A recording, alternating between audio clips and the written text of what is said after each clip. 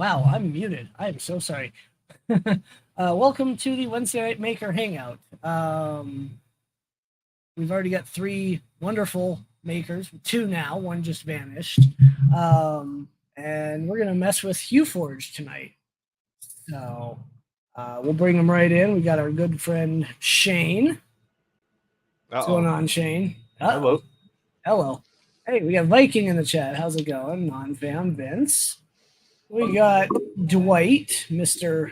Somewhere cell phone guy. Yeah, let's go with that. The somewhere cell phone guy. And we got our guest of honor, Steve, with HueForge. Stop it. Hey, Steve. Hey. I'm going to turn Dwight's audio down just a little bit. He's a little loud. Do you know a way to control this on the phone? Because I'm not talking that loud, but I see the mic maxing out. Right. Yeah, I don't know. I had it set to automatic, but now I've got you turned down. Hopefully everyone can hear you. Is it 1, 2, 3, 4, 5? Is that all right? It's better. We'll see see how chat likes us tonight. Oh, see ya. Oh, yeah, he's having issues, as usual.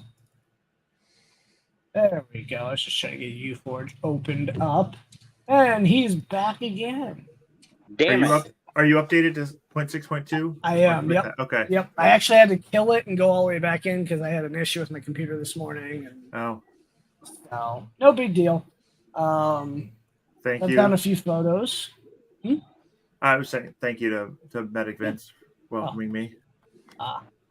Well, my producer, my wife, will be doing all the back end fun. So. What is we just hear her as your wife. What is her name? Her name's Sarah.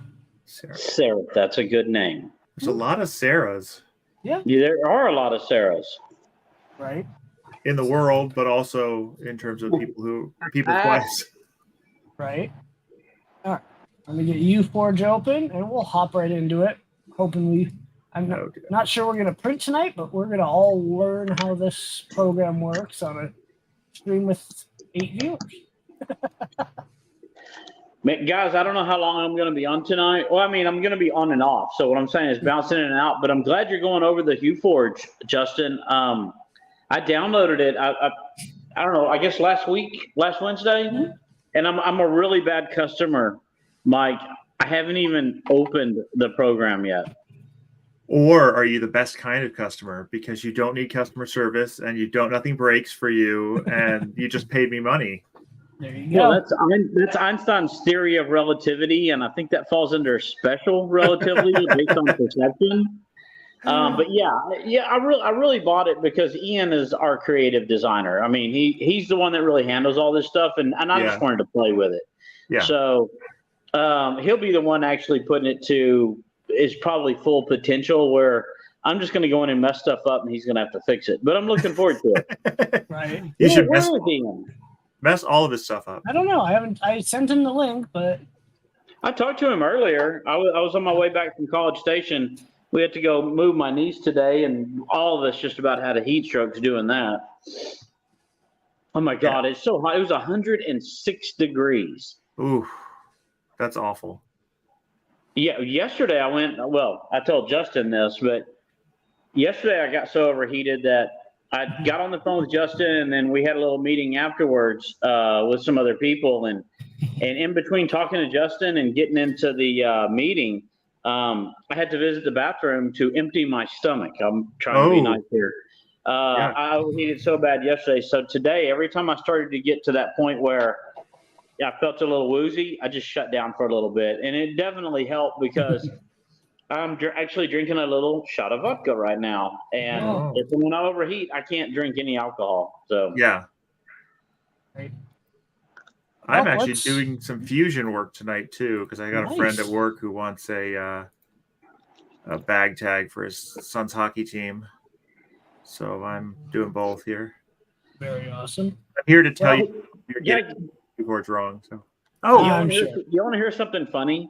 No. I never thought I'd be a guy that would miss having my printer sitting next to me. But I've been gone. I've been out of town for the last couple of days. I've been up here at the lake house, and and I don't have a 3D printer here, or really, other than my phone and a tablet, I really don't have any technology here, and I'm missing my printers. As sad as that sounds, I wish I could hit start on something and see what happens. Right. I'm missing that right now. I understand that. Ian and I bought a 0.2 and a Salvo 7. I think what I'm going to do is, because I need to start coming up here more often, I may just start making one of those little portable things to go with me, just so I have something to play with. Right. Oh, I may be falling back on you guys' expertise here. I need to talk to Ian about this too. I wish he was in the chat. I met with a whole long story, which I don't want to go into right now. But here's the keynotes. A guy that works for the company, they build stuff for plants, oil refineries, you name it, industrial stuff. And I've been printing gaskets for a while for our tractors and water wells, and we have windmill water pumps that fill up ponds for the cows and ducks and everything else. And I'm tired of trying to find gaskets for them, so I've just been making them out of TPU, and they've been working great. Matter of fact, they're working better than the new old stock I'm able to get off the shelf. They're actually holding up and lasting. Well, this company, which is right across the street from the house, kind of across the street from the house here, the guy that's the shop foreman was telling me about some of the things they needed, and they basically just need a high density O-ring that can withstand up to about 400 degrees Fahrenheit. So I'm going to start playing with some materials here. I might even do a couple of personal, like very unique blends to test the abilities of it. I can tell you this, I'm definitely going to be falling back on you guys' expertise with probably the weirdest questions in the world, but you guys have probably seen some of this. I mean, I think I'm fully capable of doing this on my own, but it's actually touching on some areas that I'm still learning about. So to have you guys kind of in the back pocket where I can say, hey, what do you think? Dude, is huge to me. Hey, Scott, come here. Y'all can meet my brother-in-law real quick. If I don't drop my phone or kill the call again. Oh, where you at, Scott? There you are. You're right down here. Hey, gentlemen. Hey. How's it going? That's my brother-in-law. Also one of my best friends. So, yeah. He's kind of learning some of the crap we do right now. So, yeah. It's intriguing for sure. Right. Well, I'm always making shit and giving it to them, and they're impressed with the simplest stuff. If they can see some of the stuff that you guys have built, dude, it would floor them. I'm impressed with it, and I know how you did it, So, anyway. Ralph Wiggum picking his nose, maybe not the most impressive thing. I don't know. Right. Sorry, Justin. I didn't mean to take the stage away from I was waiting for it. It's all good. So, got our picture from my wife's trip loaded in, and I messed a little bit, but I haven't gotten really any success. So, walk me through this. Walk everyone. All right. So I will say that detailed photos are some of the harder things to do, just off the top. Not that we can't do this, just saying that detailed photos are one of the harder things to do. Right. Okay. So I'm just looking at what you got here. We're not awful in terms of just overall brightness and general information here. Okay. So the first thing I would do probably is see if I can replace one of the grays with a green and get some of that foliage, but I would probably replace the upper gray with a green. So that one there. Yep. Okay, but that's too high, which I kind of expected. So I would bring that one down and bring the other gray down as well. You're going to need to bring both grays down because I see. So you're trying to go as monochrome as you can? No. I'm trying to kind of slowly bring in the color here. You can bring the black off one as well. I think you can back the black off one.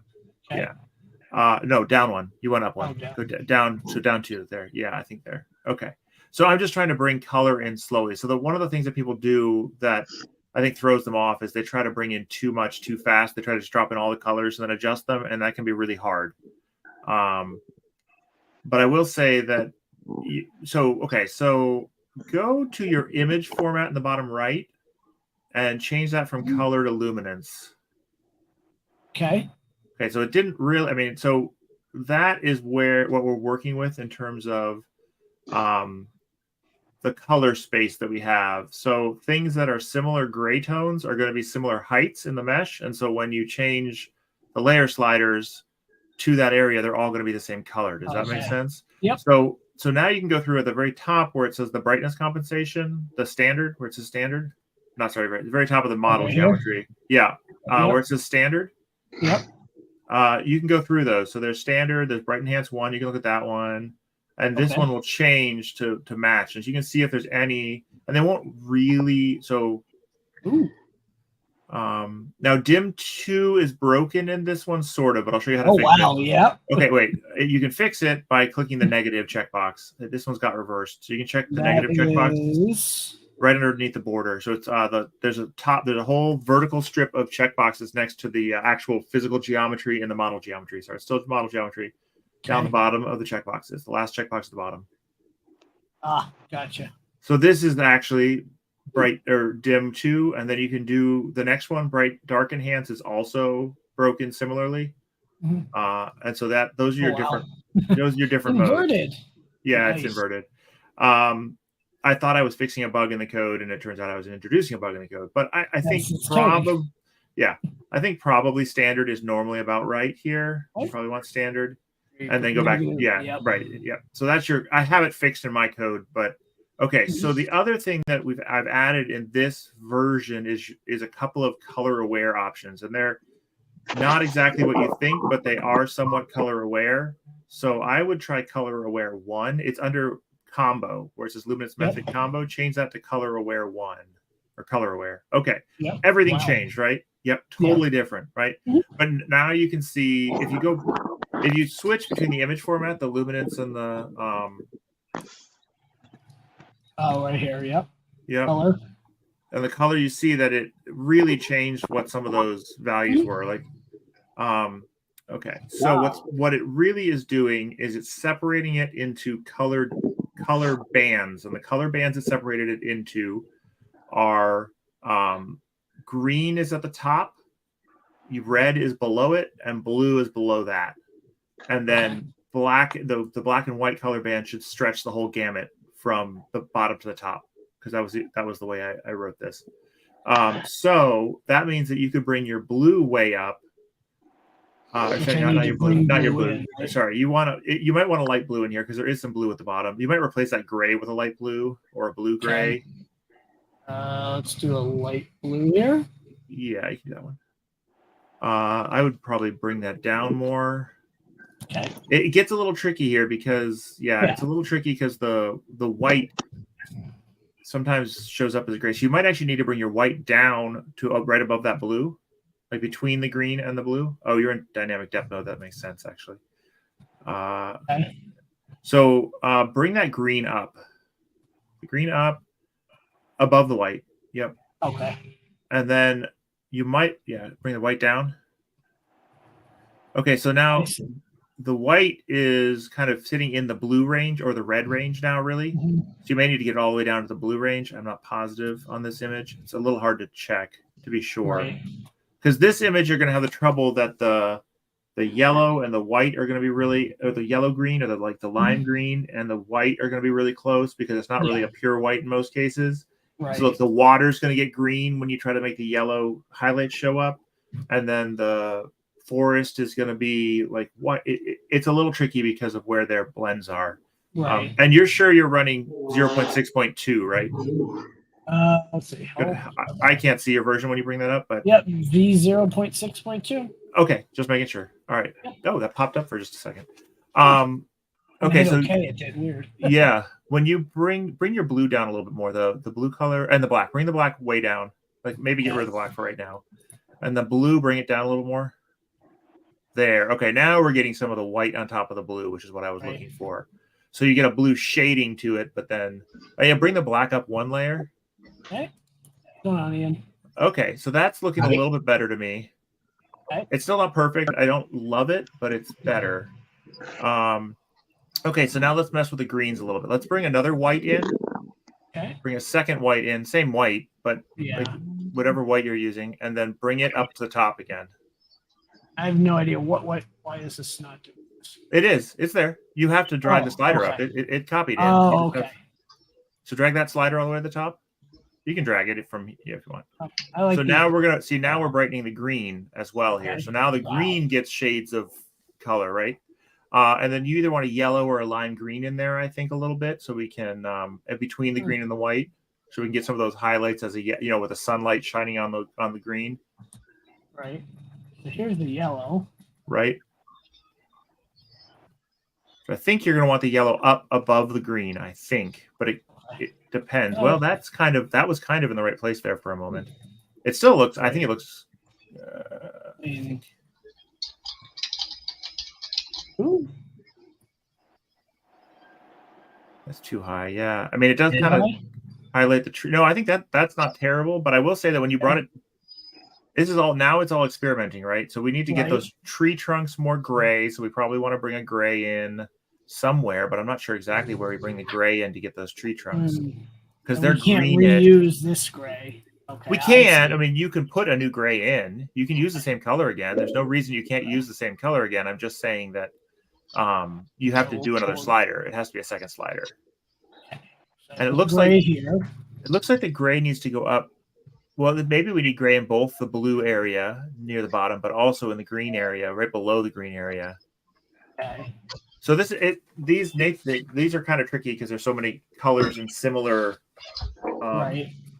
brightness levels. You kind of were getting it there for a moment. There a little bit, maybe. I think we're like in this. Yeah. Up there.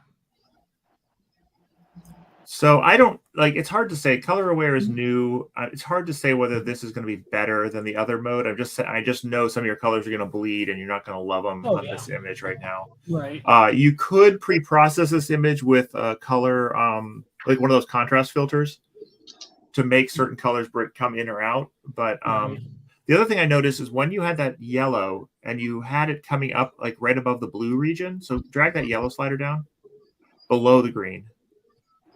Yep. Okay, go back up a little bit. Keep going. Keep going. Right about there. If you notice, that kind of covers the rocks appropriately with the yellow and where the highlights of the sunlight are, sort of.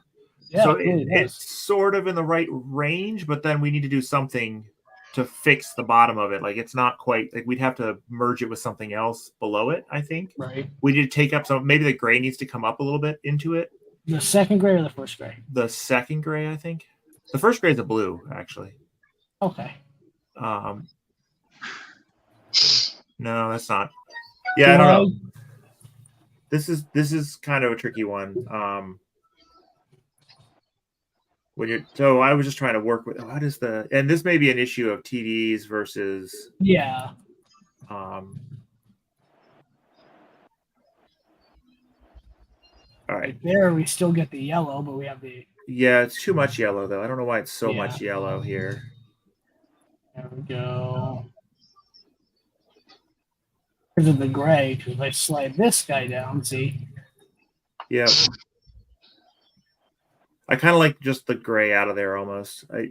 So this is the difficulty of HueForge, right? Like you want it to be able to recreate this, and I kind of can't. I knew when I saw this image it was going to be hard. Yeah, I can find another. I can grab. Yeah, let's try a different image.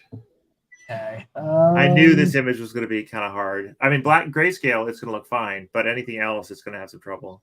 Yeah. So how soon do we can integrate it with ChatGPT and have it figure all this out for us? I actually don't want that. Yeah, we don't want that. I like it being you having to do art. Like, you have to do creative process to get it to work. There's not an artistic bone in my body though. Well, then you just make grayscale. So loading in a new photo. Well, you've seen the stuff that Chris Perillo has done, right? Where he did the pictures that were generated with AI and then ran it through it. Oh yeah, those turned out pretty good. Yep.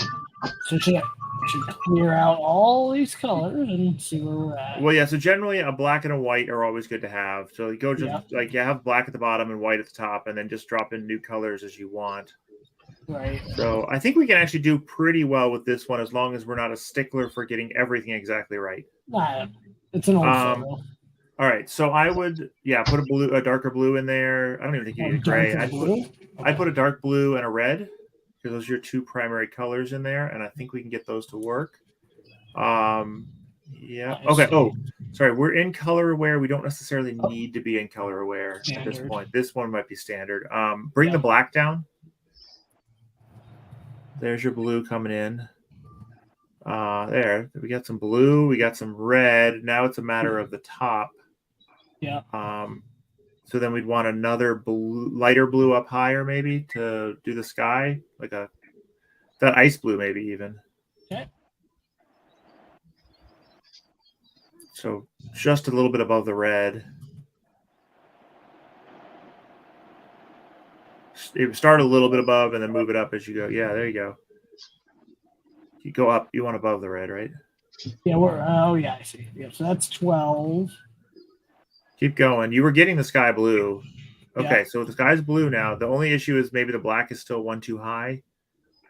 Okay. And that didn't really change. That color band in the top of the sky is coming in from the color below it.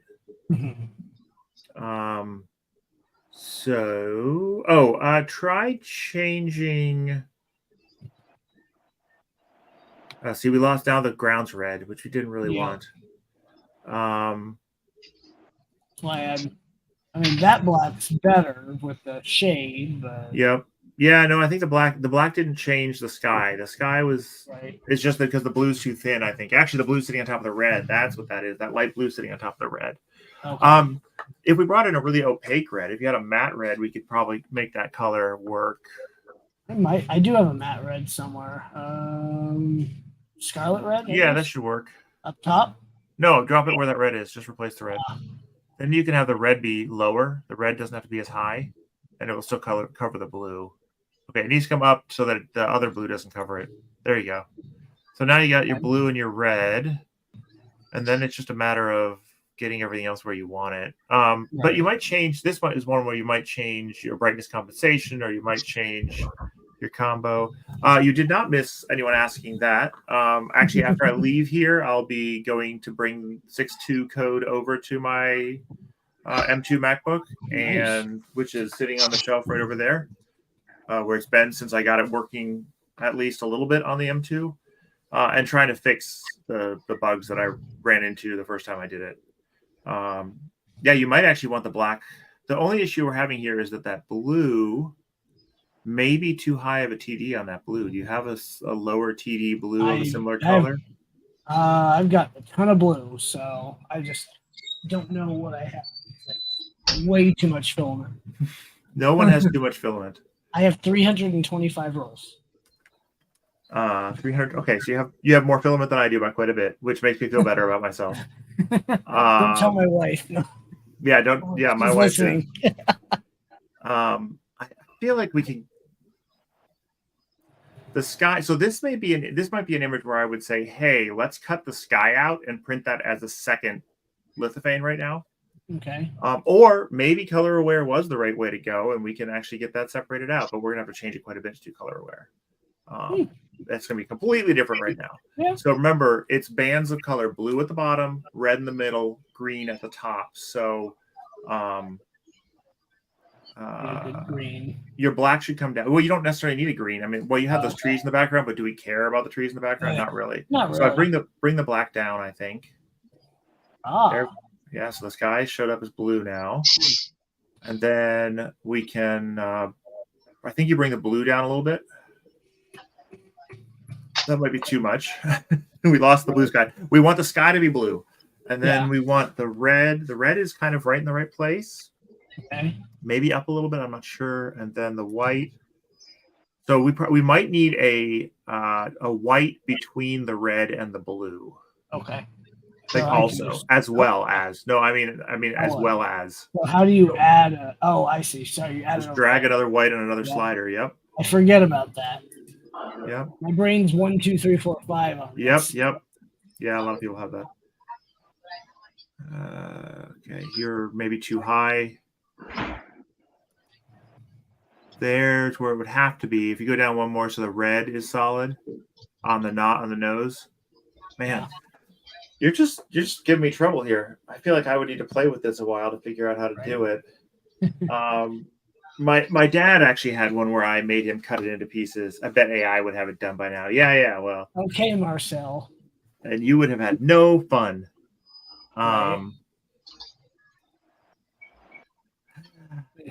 It's actually much harder than you think to do this, because like I think you'd spend so much time. It would literally, the processing time to solve this would be very high. Oh yeah. I'm trying to figure out the right move here. Is it to bring the blue down? We can try it. I mean, I'm not positive. We bring the blue down and add another blue if we had to. Yeah, potential. Try color aware 2, just for grins. I don't want to by any means depreciate the value of what you've created here, because it is amazing. However, I mentioned earlier, not a single artistic bone in my body, and watching you as the creator go, try this, is not filling me with confidence that I can achieve any results. That's because I'm giving him difficult photos. It is. There is. I mean, okay. So you want to go easy? Just change your filament set back to grayscale, and it'll look fine. Right. It'll look good. So you can do that. So do that first. Go to grayscale. So just change your filament set. So where it says none under new filament, all the way to the bottom, bottom of the filament library. Sorry, bottom of the filament library there. Where it says the none. Click on that. Click on the arrow, and go to grayscale. And then there, now you're grayscale, and that looks basically fine. You can move your white to the top. That might be good. Brighten it up a little bit. That might be too much. Maybe that's too tall. Or you can bring some of the other stuff up, and then you can replace any one color. Replace the dark gray with a blue. Probably not a matte. Yeah, there you go. Replace that dark gray there with a blue. And you get a whole different cast to the image. All right, so you can play with it that way and just give it a color cast. 2 colors now gets a lot trickier, right? Because they overlap. Yep. So I mean, so you are picking, real photos are kind of the hardest case right now, and part of it's because of the lack of color awareness. And part of it is because of the color space mixing that is possible and is not possible. And part of it is that you really, really, really have this mental idea that I need to match this exactly. I like the sky. The sky looks perfect. It looks great, right? There. Yeah. I'm literally just clicking around. I mean, yep. I'm just trying to find a. So you kind of start getting a feel for some of this stuff. Like this is not. It doesn't match the photo exactly, but it's actually kind of starting to look kind of neat. And if you printed this, people would say, "How'd you do that?" Which is the goal, right? I'm just completely messing with it. Yeah. Oh, wait, so back at red down again. I think you just about had it there for a moment. Right. Hey guys, can I interrupt for a second? I'm going to be bouncing in and out. I haven't been here to the lake house in a while. So, Ian and I, the last time I was here is when Ian and I got back from Remerf. Okay. So I've got all these people I know up in this area that are all coming to visit, and they keep showing up, and they're all drunk idiots, and y'all don't need to be subjected to that. So I'm going to be running in and out. So I don't mean to be jumping in and out, but yeah, if I don't respond, you know why. Yeah. Cool. I'm completely ruined. Yeah. So the eyedrop color selector is actually coming. So after the Mac version, I'll be doing a big push into color aware and to color adjustment. That is something that I know it needs, and that's something that I wanted to do for a while, but I just had to get something out to justify continuing to spend a ton of time on this, especially since I could already make neat stuff with it.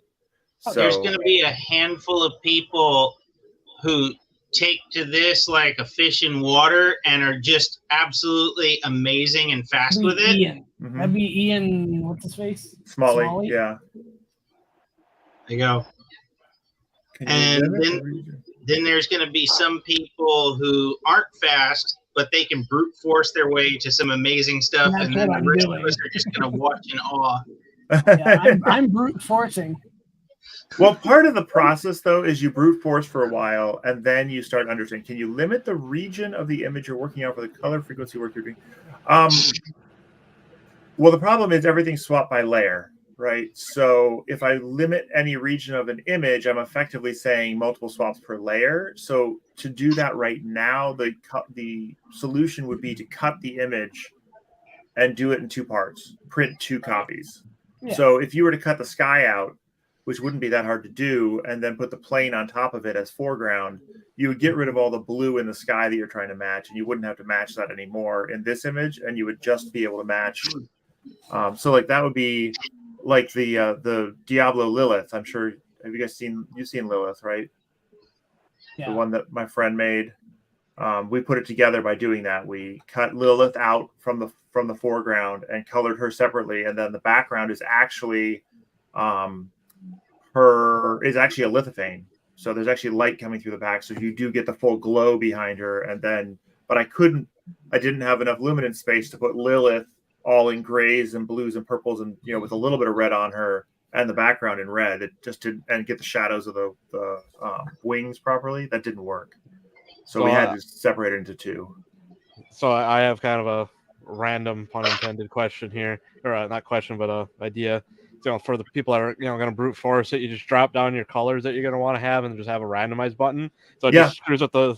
Yeah, actually, I've had the request for the randomized button, and randomized sliders or randomized colors. Yeah, we currently have the selection of randomized colors. You can set your sliders and just keep hitting randomized colors, and it would pick colors from the same filament type you're on. But randomized sliders is a good idea too. Yeah. Just to be able to. Then you have people just try and brute force it a little bit. It's like, oh, that kind of looks okay. Generally speaking, the guidance is go from your dark colors on the bottom to your bright colors on the top. Right. That's the general guidance. Whites and yellows and light. Oh, I actually like that white up there the way you had it. I think your green went too far. Right about there. Yeah. I'm just not completely brute forcing my way. Yep. So what happens is you start to get a feel for A, what photos work and what photos are going to have some trouble, and B, how to get the effect you want with the least colors. You start feeling it, and then you start being able to say, okay, well, let me do little tricks to do this or that. Is kind of what starts to happen. And so, and I think a lot of people's success or failure does come down to how difficult of an image they're trying to process and how close to exactly true to life they're trying to get. Now, the idea is someday, I assume, to bring in an image and have it automatically color it. No. Okay. Well, not AI, but it detects, like the color dropper. It'll detect the main colors, and yes, potentially you could detect the main colors and have it bring in your closest matching filaments. But honestly, I would say at least half the time you don't want some of those colors. They're not the right color to make the image look right. Even to make it match, like to make it, I can get it really, really close, but not with those colors. But yes, to be able to say, hey, pick the top end colors in this image and drop them in sliders at roughly the correct height, sure. That's pretty dumb in terms of, required. Okay, let me comment on something. You have a lot of red boxes. A red box means you have multiple sliders at the same layer. Yeah, I've noticed that. I'm messing too much. Well, no, that's a lot of people wonder what's a red box. A red box means you have multiple sliders at the same layer, and multiple sliders at the same layer. You can't, like, one of them's being used and one of them isn't. Yeah. I have made a really poor decision. This box has a lot of spring tempered steel wire in it, and I lost the end in the box, and I pulled on a couple of strands thinking it was, and now it's just unwinding out of the box. I have made a very poor decision right now. That is never going back in. No, It's not. I'm just going to go ahead and nip this right now. Right? I feel very sorry for you. It was a very poor decision on my part. So, Steve, let's try this. I I just like sent that you one. this same photo. Okay. All right. I'd love to see how you would do this. Okay. But actually, I like where you're at right now. I think that's a neat style for an image. Yeah, right? I didn't even notice where I was. But it'd be cool to see how you would do it. Okay. Yeah. I have ViewForge up, so let me present it. Yep. The master himself. You can see what I was working on. I was working on this on my Discord. Maybe. It's earlier. not showing. It's not showing. Nope. I said share. There it is. We're good. We've got it. Okay, there it is. Okay. Nice. So this is what I was working on earlier. Okay, let me do a couple things. Let me reset to defaults. Whoa. Oh, right. You have to do this. Steve, do you need a timer on this No. this week? Okay. No. Just making sure. Yeah, I appreciate that. Okay. So let me bring your image with black and white in first. Here we go. All right. I'm going to make it a little bit. Oh, this is very small. Let me make it bigger. Okay. Oh, didn't All know right. you could zoom on it. What? Didn't know you could zoom on it. Yeah, of course. And tilt. Oh, yeah. I And like it. Drag. Oh, It actually, I tried to match. that's I cool. tried to match up What? with. I tried to match up with Prusa Slicer. So Ah, it's mouse wheel, though some people think the mouse wheel is inverted, but people get used to it. They're like, oh, I hated it at first, and now I Yeah. kind of like it. I have everything inverted these days. Okay, I'm just getting a feel here. Okay, I like actually that.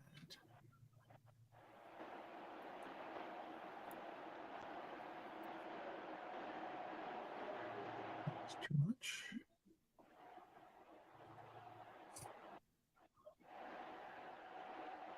So, and then the question still becomes like, how exact do we want to be, right? Right. Like, how I mean, exactly? It'd be cool to have the red, blue, white, and green be, but I don't know if we can get that tree. You want that green, huh? I know. If not, not the end of the world. The green's tough. I was messing with it. I could not find a good level for that green. Yeah. So I think the issue here is that the sky is going to be hard to get. Yeah. I think if we ignore the close. sky, I think if we say, forget the sky, we don't care what the sky looks like right now for this particular, that's interesting. For this particular image, we're going to ignore the sky for now. I think that's a good thing to do at the moment. It's okay that the sky is red. Yeah. Right, because we can just, see it. it's pretty easy to chop the sky out is basically what it comes down to. Ooh, okay. That's interesting.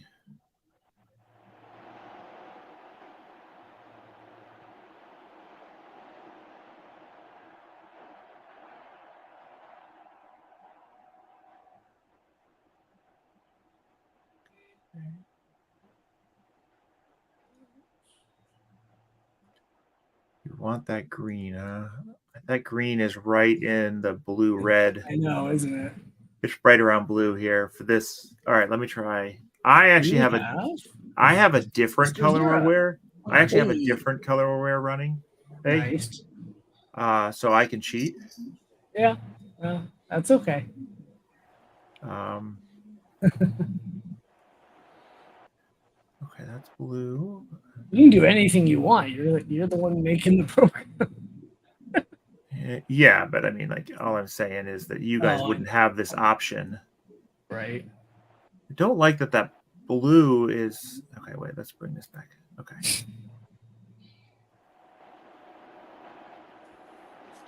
What's going on, Zara? Not a whole lot. Finished building a Mark IV the other day. Got it dialed in and working. I'm still waiting on the upgrade kit to ship. Mine was a full kit. So. Yeah, it was supposed to ship last week. Then they found an issue with the power supply and the bed. So I've had the new bed and power supply. So I was like, hey, send me my stuff. And I was hoping to have it before the weekend because wife's going out of town. Yeah. The power supply on mine's a little weird. Like you really got to wiggle the power cord in. But it's like, all right, I have it in. It's high tolerance seated. So I'm leaving. At least it won't pop out. Yeah, really. Hey Vince, how's your chameleon coming? I will most likely be selling my chameleon. I did order the MMU3 for MK4 on the day, so we'll see. Yeah. See what happens. I won't see that till probably after Earth. But I have 300 rolls of filament. I probably should start actually using. No, you don't need to use your actual filament. Just use your pretend filament. The pretend, the invisifilament. Look what I printed. So whatever you want to call it. I did get the delta up and well, besides a few arm length issues, but it works. And it's gonna sit there.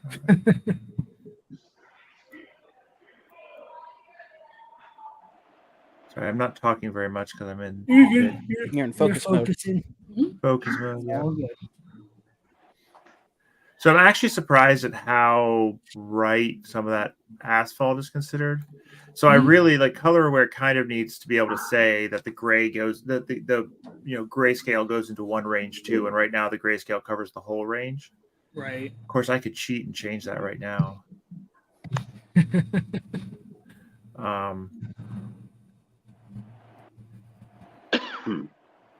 Yeah, I've got a picture that I've been trying to tweak and not had a whole lot of luck. So I'm like, all right, I'm gonna wait. I think it might be a bit much.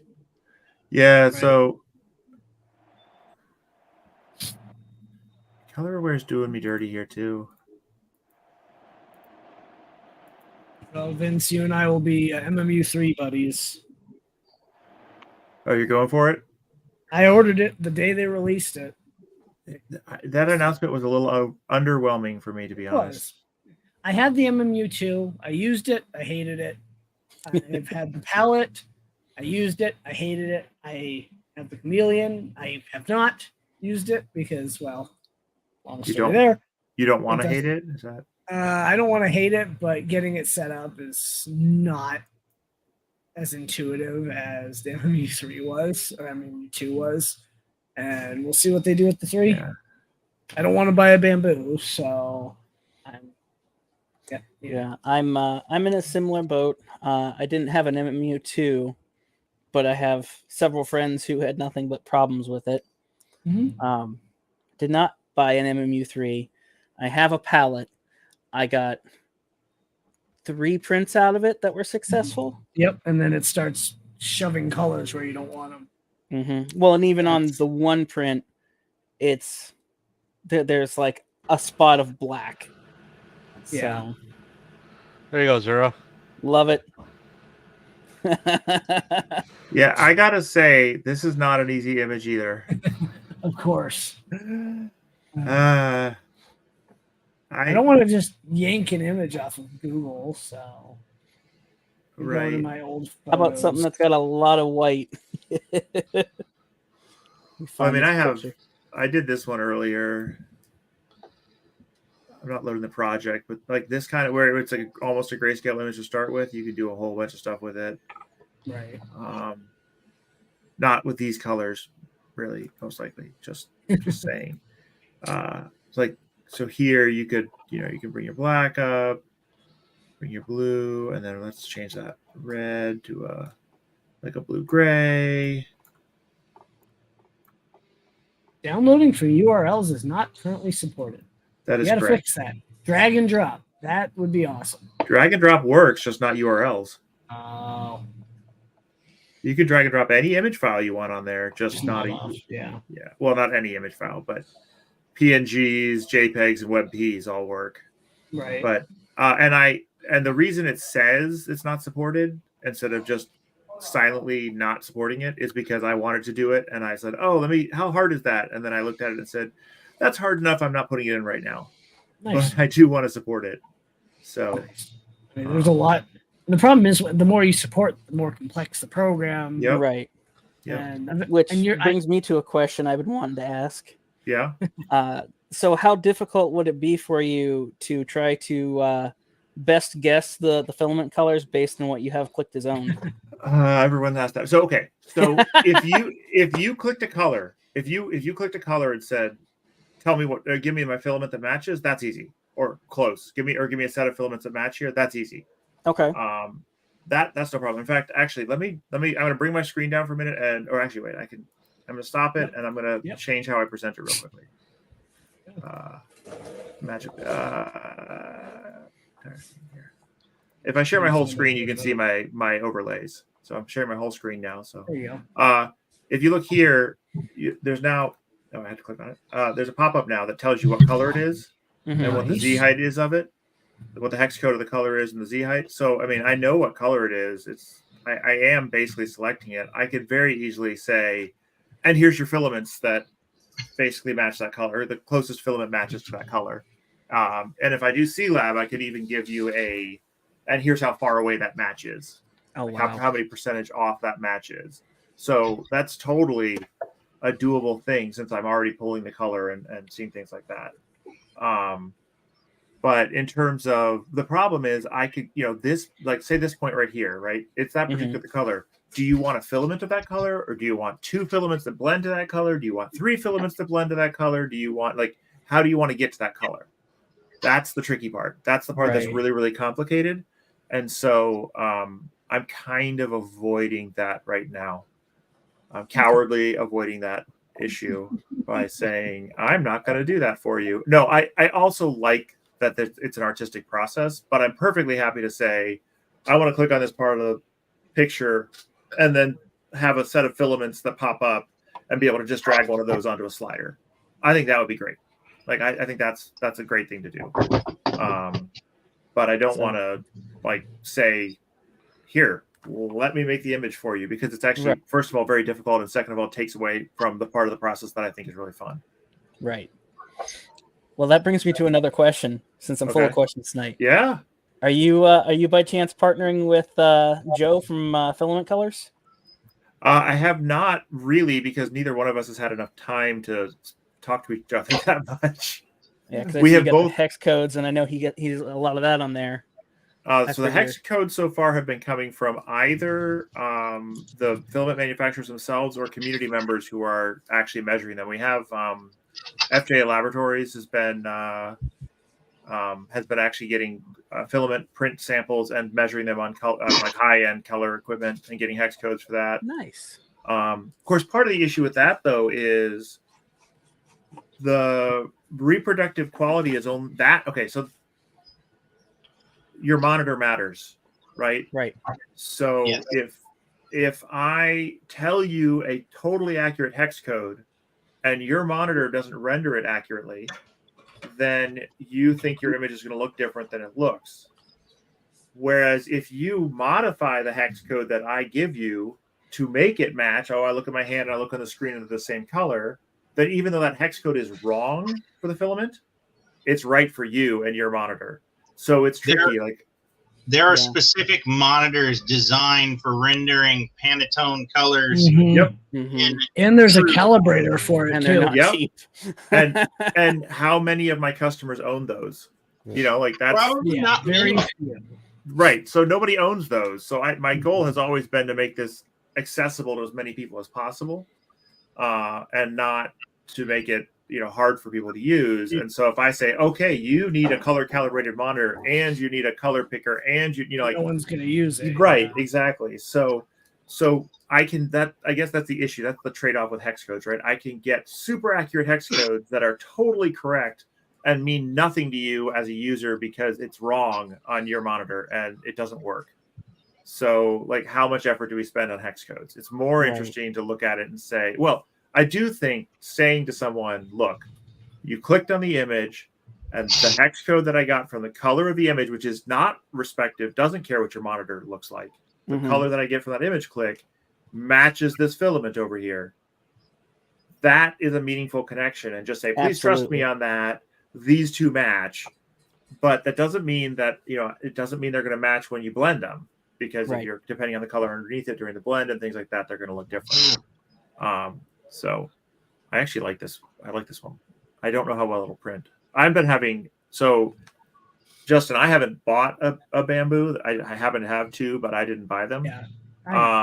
But they won't print PETG for me except at thick layer heights. And it's been driving me crazy. The thin layer heights in PETG, which I print just fine on both of my Clipper printers over here. They're both Core XY 300 by 300 generic core reception ELFs that have been converted to EVA 2.4 tool head. Those print PETG at low layer heights all day long, no problem, except they don't swap for me. So I actually have an ERCFA coming that'll swap. What layer height are you trying to print at? I have trouble with both 0.8 or 0.08 and 0.04. PETG does not like to. PETG's picky about how it flows. It does not like to flow slow. It does not like to flow fast. I actually can flow faster on these printers. Well, because both of these printers have 0.6s on them, and both of them flow faster in PETG than they do in PLA. Even when I crank PLA temps.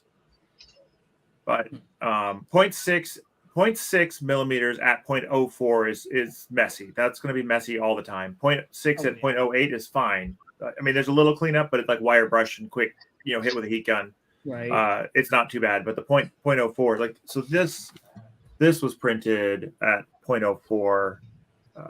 There, you see it, part of the Indiana Jones logo. That was printed at 0.04 on a 0.6 nozzle, and I had to clean it up with a little marking knife. Show that again. Yeah. Nice. I like that. Hold on, that looks... This light's not helping. But that's cool. There you go. So, and that was where I figured this is the first one I did at 0.04, because to get that gradient right had to be 0.04, otherwise it was way too steppy.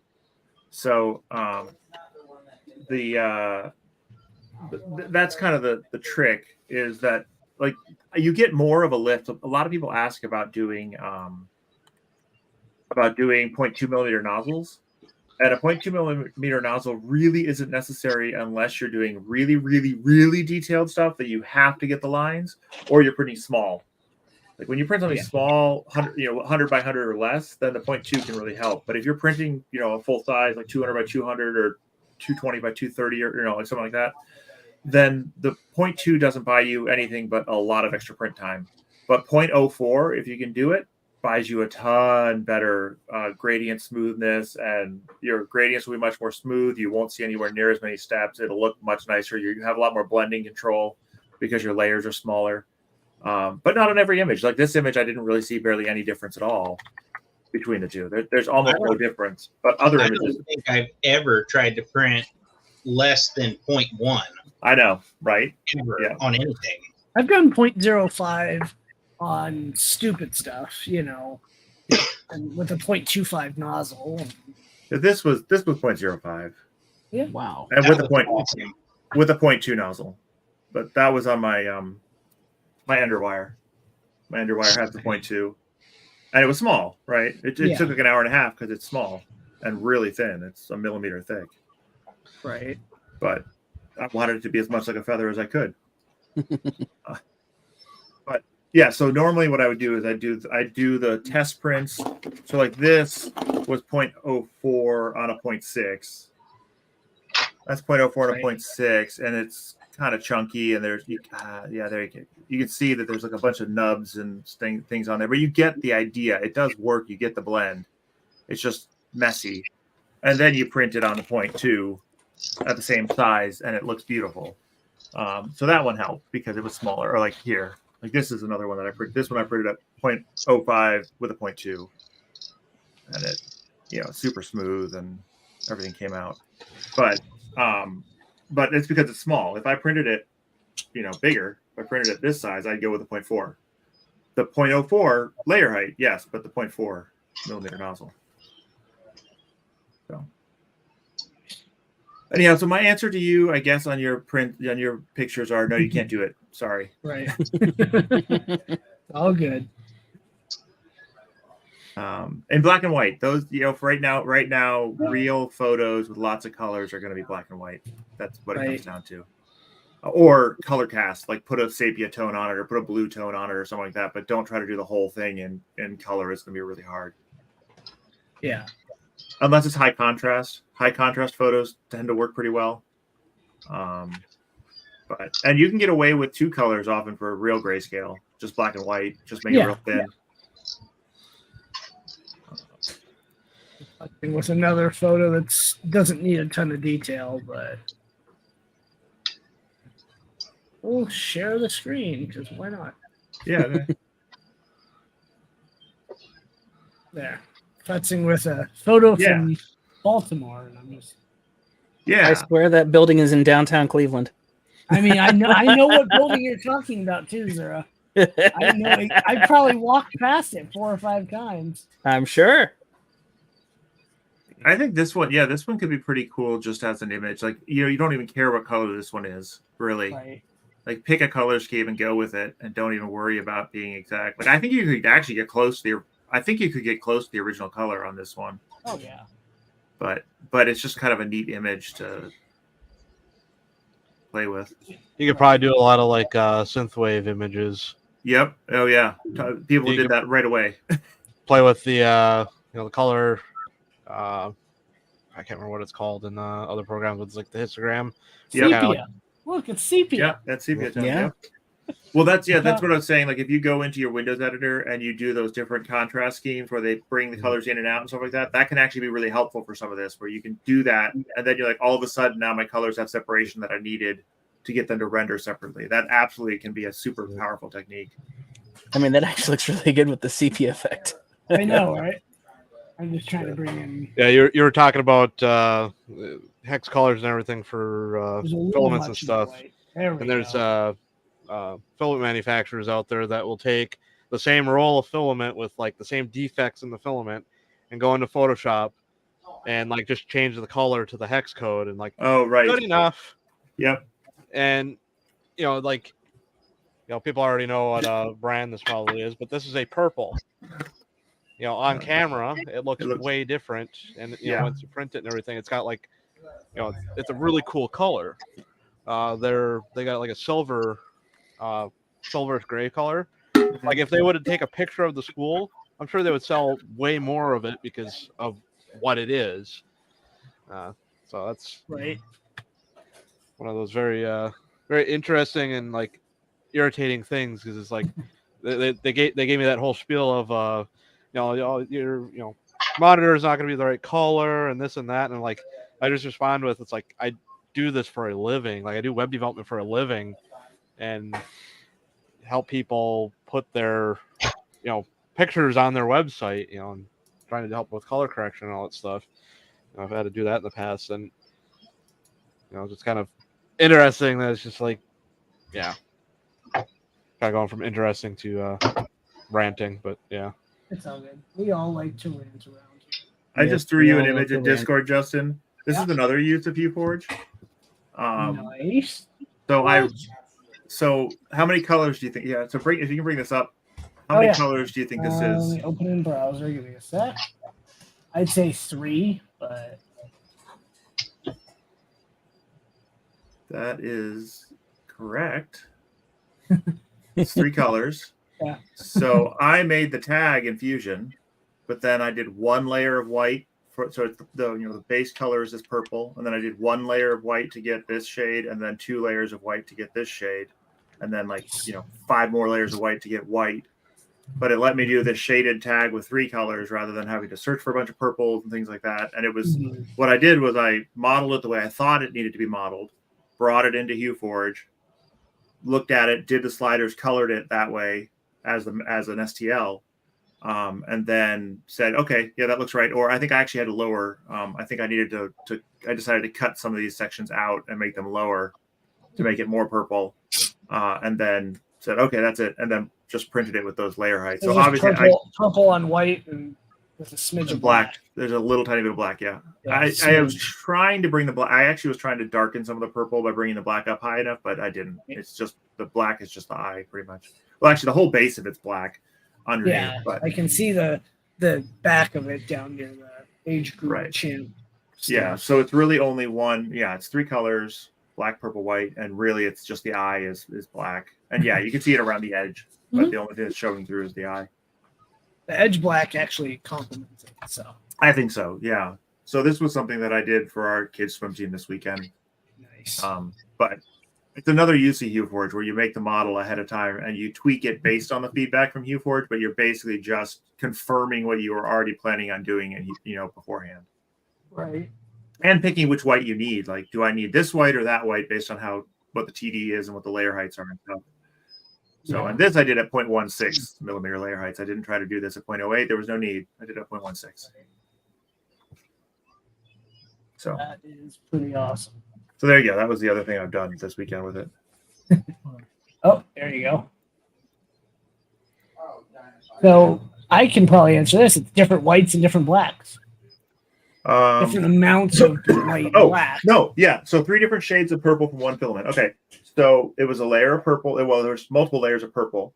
And then I had 1 layer of white. If you bring it back up, I can show more easily. Do you have it again? Yeah.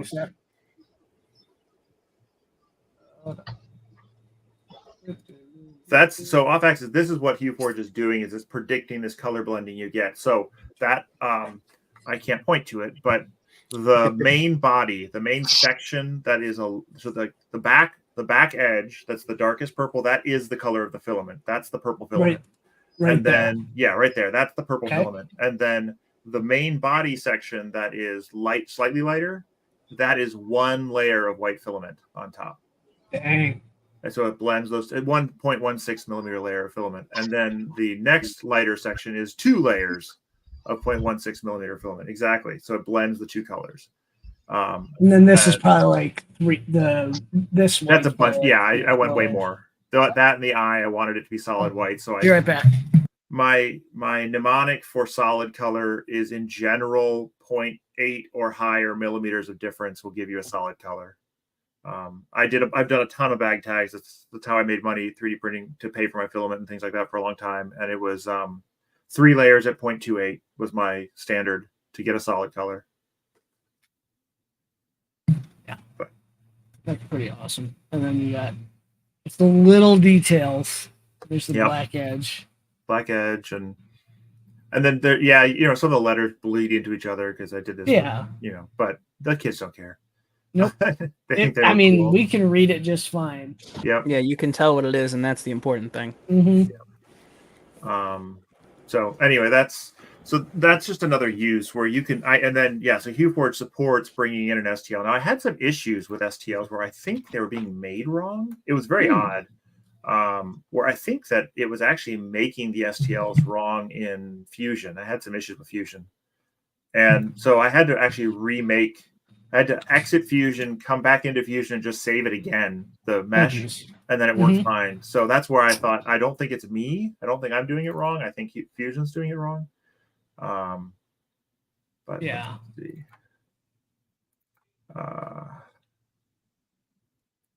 see. So here's this one's working. Okay. So I have it up in the window if you want to see it. Yep. Hold on. And there it is. So if I bring in my purple, and this purple color is wrong, the hex code here is totally wrong. Right. But if I bring in this purple, there you can see kind of how it works. So here, if I go all the way here, then obviously there's no white. So if I back it off 1, that's effectively what I'm doing, and the hex code is wrong. So this let me predict it and look at it and say this is basically what it's going to look like. And you see the black's not high enough. So once I get the black up into the eye, there's your black eye. And I was actually trying to make the purple a little bit darker like this by bringing the black up, but I was a little worried and I knew the color wasn't quite right. So I just made the eye black and then said that's good enough. Yeah. But I could have potentially made it a more muted purple by bringing the black up as well. But yeah, so this is what I did. How many layers of black? 44 layers? Yeah, because it's tall. So I do this one So this one I don't print solid. You don't need to print it solid. So this one I just give it like 6 top layers, 6 or 7 top layers to make sure you get enough layers of top so that you get the color blending you want. And then it just prints normally at like 10 or 15% infill and 2 walls or 3 walls. And what's the step height do? Step height is a convenience. I'm actually really seriously considering removing it. It's just a convenience function so that when you adjust your layer height, it goes by the step height. And actually, this one was point out. So this is 0.16 millimeter layer. So that was the other thing I should change. Goth the dolphin.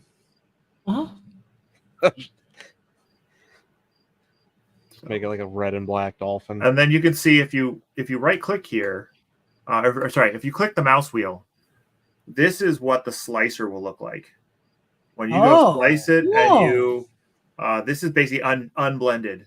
So yeah, it's it's white. It's white from that layer up, right? So this is just showing the white unblended. Now you can click on normal. That's insane. You can click on normal as well and see that that's basically what the slicer will show you. And actually, I've had several people say, I bring it over to the slicer, I do the layers, and it doesn't look like U-Forge. Yeah.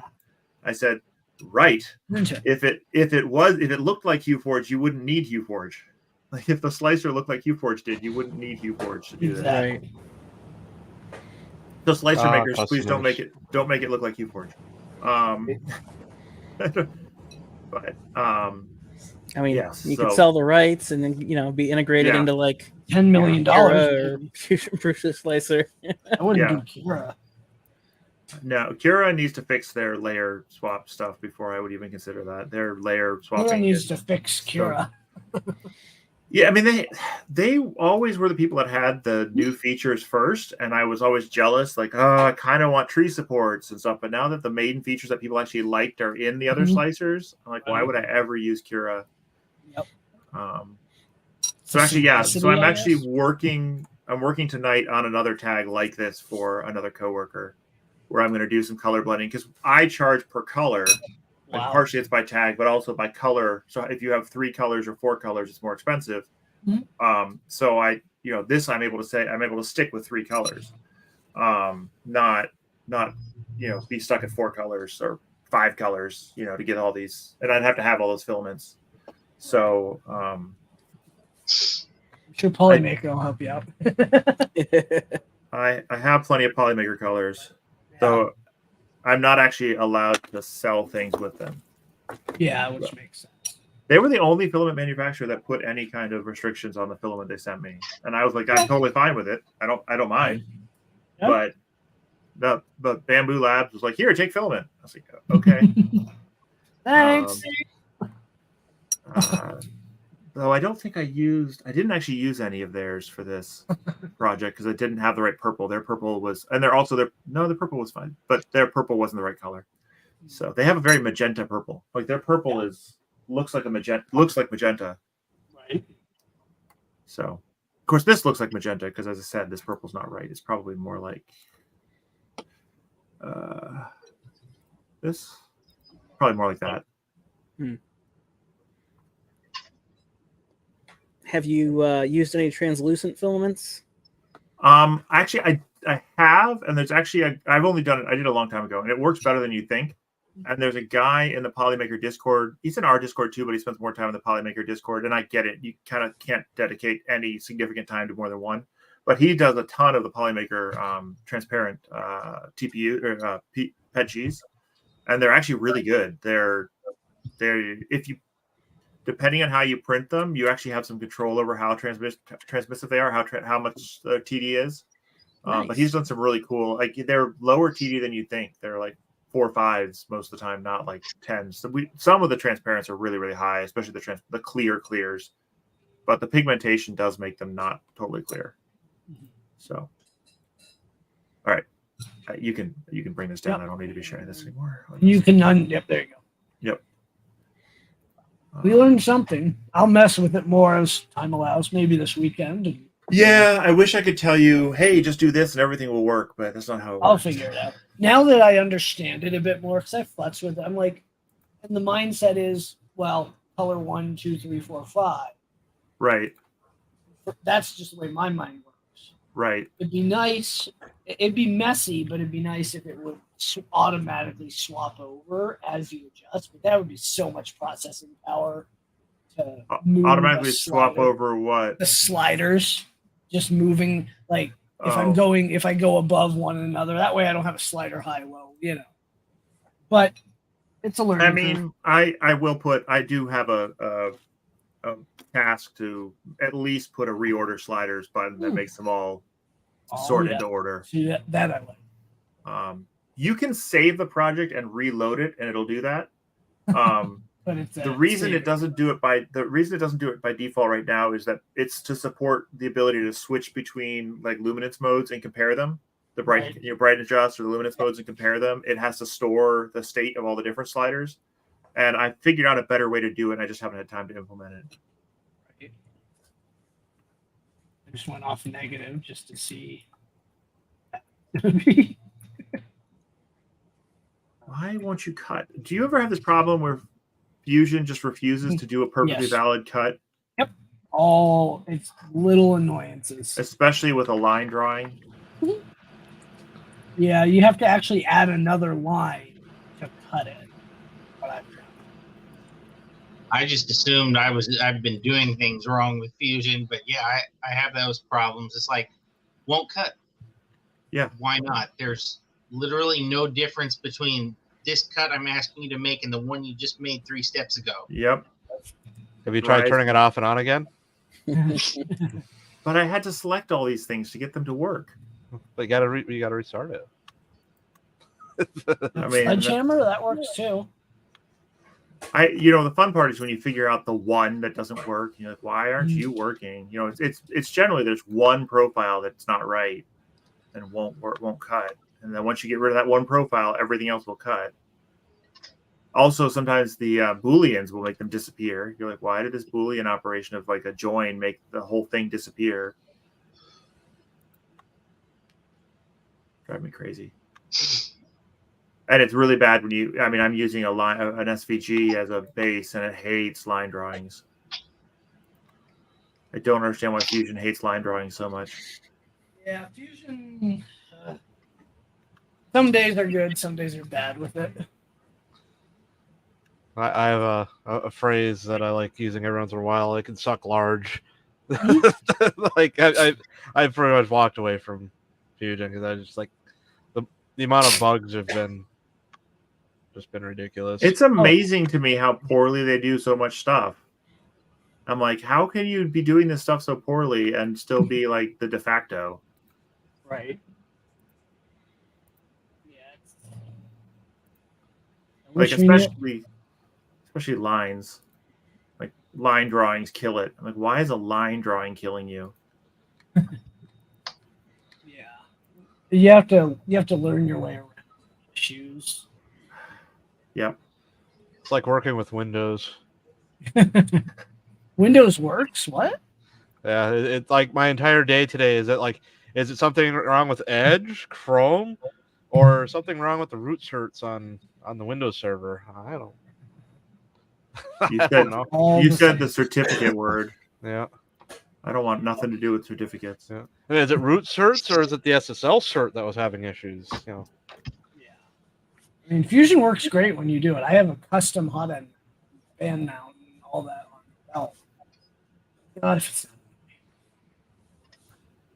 Wait, what? It was fine until I made it cut farther? Yep. Fusion where it just doesn't like to do the things you want. And on that bombshell, I'm gonna hop off for the night. All right. Thanks for hopping in, Shane. Enjoy the fall, and we'll see you on the Discord. Yeah. These things have been pretty fun to work with. Yeah. And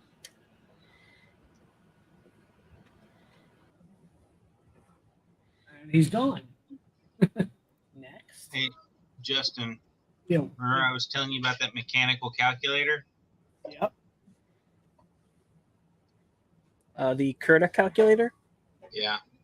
Those are crazy. How many pieces? You must have more pieces to go, right? There you go. So the whole assembly is over 100 pieces. This is, I've lost count. It's somewhere between 12 and 20. There you go. Sorry, guys. But, this spring right here and this one right here had to be basically hand wound from music wire. But it's actually all going together really well, and it's working very smoothly right now. I don't know if you can hear this little, I don't know what to call this. I wish the creator was still here. He'd tell me what this is. I think he called it an anti-reversal lever. It stops it from twisting this way, so it only goes one way here. It's like a ratchet, right? Yeah, basically like a ratchet. And there's a little notch right here where this piece notches into when it comes around. It sounds smooth. It's running really, really smooth. Like, even I'm impressed by it. There you go. But I've got a whole lot more parts. Lot more. I've got a lot more parts, and this isn't even everything printed yet. I'm kind of just printing it as I need the parts. So, is this going to be ready for me to take to Earth with me? No, That shouldn't be a problem. That's a problem? That shouldn't be a problem. There you go. Cool. Yeah, I can't wait to show that off, dude. You'll get full credit for it. Yeah. Sure. Well, we got to give the designer, Marcus. He needs a lot of credit for putting in the work to build this. And I guess we should probably give some credit to the original guy who designed the Curta calculator. I think his name was Curtis something or another. There you go. Now I've got to Google it. Hey, my sister's in here getting ready to feed me some spaghetti. Y'all want to meet her real quick? Sure. All right. Feeding the whole family. Yeah, one by one. Here she comes. There she is. Oh, so I get this phone and Designed my little spaghetti noodle thing. Hi, everybody. Hello. All right.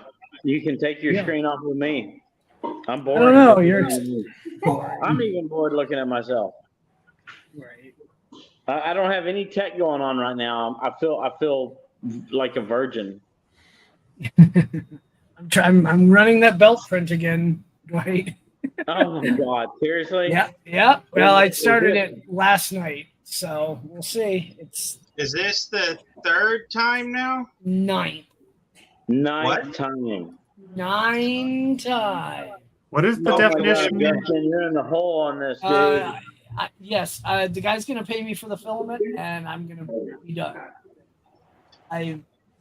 He doesn't have anyone else to print it. No one really has a belt printer. So. All right, run this past me. I remember the one time it failed. What is all the other failures? The last 3 have been power related. I thought you put it on a backup battery. Yes, and then we had a power flicker for a microsecond, and the battery backup didn't flip over in time. So, but these printers kept going. That printer didn't. So you either bought a crappy one or a defunct one. I've done the no and stacked them. I'm that little bitty cup. So we'll see. We'll see what happens. If this doesn't work, I have one person I can call on. I'm already breaking even. It took 3 prints to get it right. Then I had a broken wire and just issue after issue after issue. So now I've got it on an extension cord to another room, to a battery backup, to an extension cord, to a battery backup, to the printer. What's wrong with you? Everything and all the things. But the reason for this is the extension cords give a millisecond buffer in the power loss. So it worked because these are running Clipper and that printer as well. And these didn't have an issue. So I'm like, I'm going to try it. If it doesn't work, I just want to get it done. And then I'm going to put that printer up there and leave it for like a year. Is Lyndon still here? Huh? Is that now? Yeah. You go, the crazy thing is that printer worked great at Murph. Yeah, I think it the really trip did. to and from Murph caused problems. Dude, you know how many comments I heard on that railroad tie that you were printing? People would come over and say, "Have you seen that thing?" And I'm like, "Yeah, Oh, yeah. I've been watching it every time the Next crowd year, clears." bigger with a bigger nozzle and faster How much and bigger? longer. As big as the printer will print it, fast as it will print, and as long as I can do in 55 hours. Get a 10 kilogram spool. A 3K would be enough because realistically, we did like 2% infill, 4 walls, and just kept going. I think What you do you have should. to have the infill so high, Justin? I mean, go ahead and make it On- hollow and just make it super long and light. Yeah, which I will on the next one. But You know, I'm not. don't make it as big as it can print. Just focus on making it long and let it just every day more and more it sticks farther and farther out into the aisle, forcing people to walk over to your booth. I'll just get 2 tables for the printer and have it, There you go. and then set it so it rolls on the table. I mean, as long as they're not the tables that we had at Rocky Mountain. They weren't horrible. They weren't horrible, but they were. They had some give to them. Yeah, so do Yeah, the they Murph did. ones. All the event tables have. The only thing I remember about Murph is it was freaking hot, dude. Yeah, Steve, don't go to Murph. It's hot. It was 90 on Saturday with like 85% humidity and no air conditioning. It was fine inside the building. No, I was sweating bullets. I don't know how you say it was fine, man. I was about to die. Yeah, me too. Man, if Texas could be like it was in that building all the time, I'd be happy. I'd be great. Yeah, here in Texas, but we went there to escape all this, and it didn't happen. Exactly. Man, I tell you what, guys. One of the things, Justin, you had a lot of feedback because there was times you would walk away from your table, and I don't know how people knew it, but they would run straight across to me or Ian and ask about your table. So yeah, the belt printer definitely had a draw to it. It was a hard draw. It's one of very few working belt printers out there that has been taken to a show and not just in production, and is also not stock. You know, mine's custom, not design, but custom parts that I. Well, Scott's pretty good about bringing up a belt printer and letting it run like that. Oh yeah, he didn't have one this year though because he knew I was bringing mine. Yeah. Now the belt printers have an interesting history. I'm pretty sure MakerBot was the first company to put a belt on a printer. Yeah. However, theirs was in a standard configuration with the idea that it would basically be able to unload itself after the print, and that was it. But now we have that for Vorons and this same brand.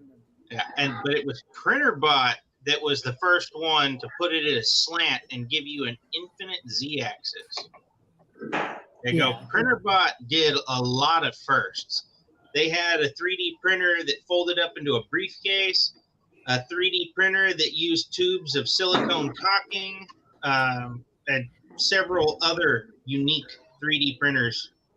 Hey, Ian, you just made me think about something. What else do we have setting up in the lair right now that's just sitting there collecting dust? I've got a reflow oven, and we've got the PrinterBot, bunch of miscellaneous parts. There's a bandsaw up there. Okay, let's take a ride in the Wayback Machine. The PrinterBot. It wouldn't take much for us to get that up and going, and that would definitely bring people by the table. What do you think? I actually that's on my agenda. The only thing I'm debating about is do I attempt to take it back to more of a stock, or where it's all wood and stuff, Or Yeah. do I go to the opposite extreme and there's one guy on Thingiverse, he goes by I am John Lawrence, and he did a complete overhaul of that printer that basically replaced everything wood with 3D printed parts. And the really cool thing about his design is it all started with a single set of arms that could be printed in the original print volume. And then each set of his upgrades expanded the print volume until you were capable of printing out the entire printer's frame. It was very cool. Well, dude, I would go by a table, and if I saw a vintage one running, that would draw me to it. I want to see it. So we have one that's basically ready to go. I mean, I'm sure there's some things we need to do to it, but let's get that thing online, and let's plan on bringing that to Rocky Mountain for sure. If I'm gonna if I'm gonna set it up again, I'm yanking out the control board on it, because that control board only supported printing via a direct computer connection, and it also had an issue where if it lost power during a print, you had to reflash the firmware. Oof. Oh, I forgot about that. Yeah, good call. So I would probably replace it. I've got I upgraded my Ender 3 to a silent board, so I've got the old board We could use somewhere. that. Yeah. I could probably install that, and I just need to update the firmware for the different build size. I don't really see problems that we're going to run into. I think that's going to be completely doable, to be honest with you. I'm sure we'll have to mess with it a lot when we're there, for whatever reason, because it's old and it's kind of junk. But it'd be fun to see it running. Yeah. I fully intend to get it running again. I just hadn't decided whether I wanted to go the total overhaul or taking it back to stock. Let's go back to vintage, because we can print a new one. The thing is, I don't want to take it back to stock where it was no heated bed and 4x4. I mean vintage style. We don't have to bring it back to the dark ages. Just to a point where it's usable now, still using the vintage parts. Mm-hmm. I you think don't we want can to do that. Let's clipperize take it and have it running super fast? What? On what? You don't want to put clipper on it and have it run super fast? Who is that, Tim? I mean, I could, but then I need to buy a clipper board, and you don't need a clipper board. You need SKR and a Pi. There you go. The thing is, I don't want to spend a bunch of money on it. I want to get it operational again because it's just a cool piece. Well, send it to me. I'll fix it. Everything lying around to make it operational again. Well, send it to me. I'll clipperize it. Who said run it on Clipper? Because I'm doing the stream on my phone. Oh, there you are. Okay, so I couldn't. I'm watching this on my phone, and all of you guys are about the size of a thimble, so I really can't see you too well. Well, it would be really interesting seeing the 3D printer with the wooden frame and the way it's set up moving at clipper speeds. I actually wonder if we could use fishing line. We'd have to move over to a belt system if we did that. Well, I've upgraded it to belts already. That was one of the upgrades I did because it was originally using fishing line. Yeah, I don't remember upgrading it though. Maybe I wasn't there. I did that upgrade. Oh, okay. Because I don't remember that one. All right. Well, anyway, that would be something cool. I mean, a draw to the table. I mean, if we're going to be giving away this stuff and doing the same gig we're doing, then any visible, dude, I don't even know what words to search for here, but presence, I guess, is the best word. To draw people in for whatever reason, whether we're giving away something or promoting something. Where's finding anybody on my phone? There's Justin. Is he still in frame? Yeah, he's there. Oh, there he is. I saw his head move. There's a term for what you're talking about, but I can't think of it. Where you're trying to eye-catching to get people to your menu. Yep. Yeah, that's exactly what I'm trying to relay across. Justin, one of the things we talked about, I'm ready to share this more publicly. That's why I'm going to go ahead and mention it now. The truck idea. You know what I'm? Yeah. You know what I'm? You and Yep. Ian know what I'm talking about, right? Yep. So while me and my family were driving to go move my niece, I had a chance to do some quick research and lookups, and I think I can build this truck out for about $15,000, man. Like actually, but I can't use acrylic. Acrylic's going to double the price on it. I can get Lexan really cheap right now.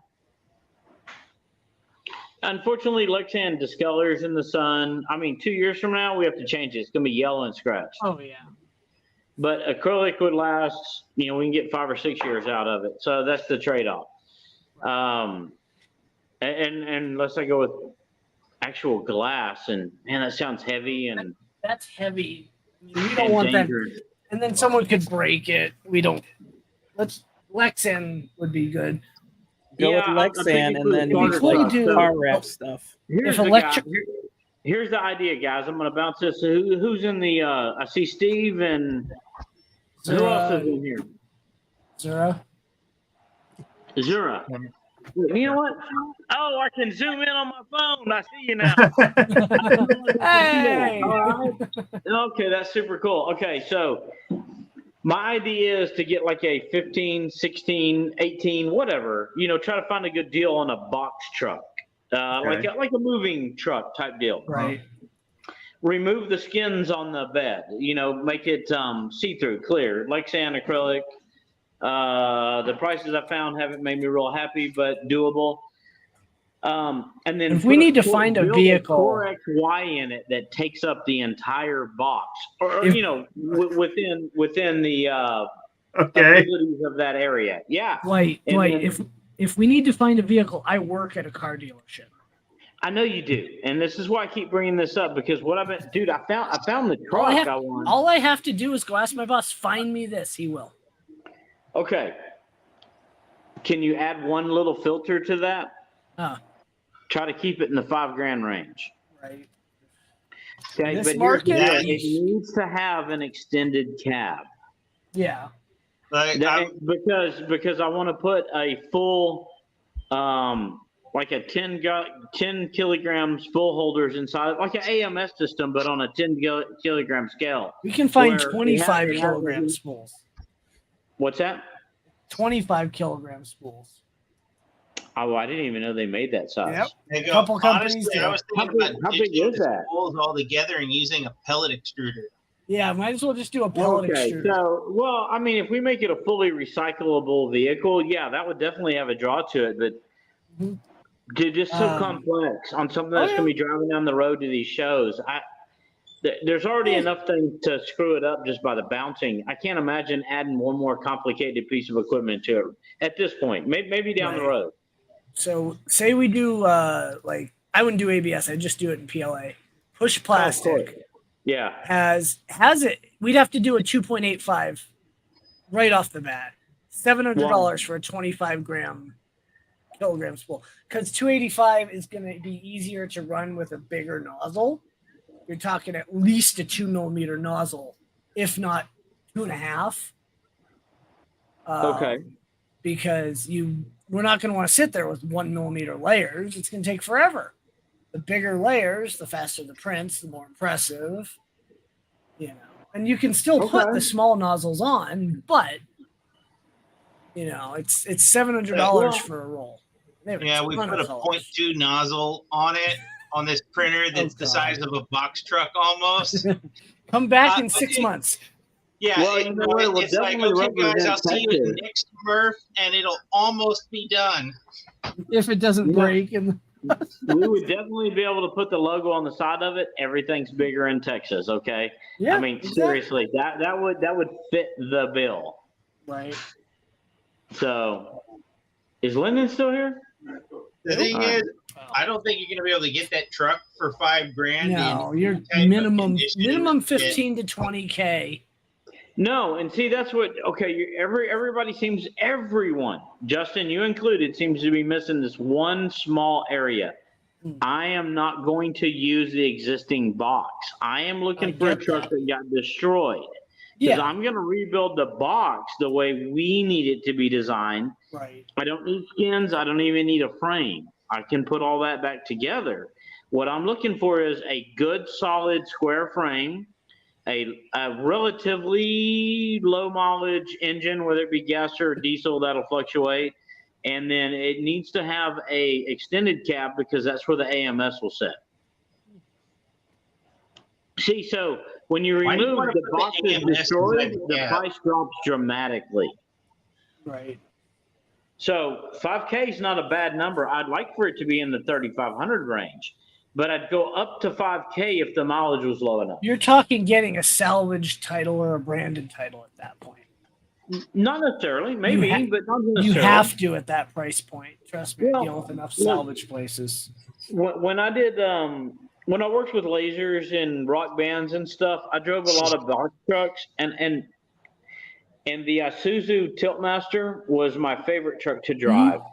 A little box truck. It was, I think it was a 16-foot. I think they called it a bobtail or something. I don't remember. They had some name for it.